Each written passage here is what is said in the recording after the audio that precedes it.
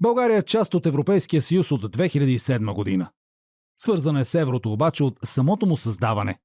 Чрез валутен борд левът е фиксиран първо за германската марка, а в последствие за еврото с курс, който никога не се е променил. Страната ни има ангажимент да приеме еврото, когато е готова. Важна крачка по пътя към еврото обаче беше направена през 2020 година, когато левът влезе в механизма за обменни курсове на Европейския съюз, често наричан чакалня на еврозоната.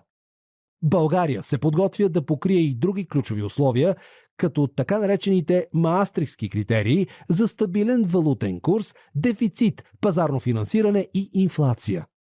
Основна пречка тук е инфлацията, следствие от COVID-пандемията, енергийните шокове и войната в Украйна.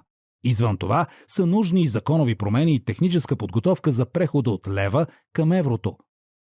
България е поела и ангажимент за реформи.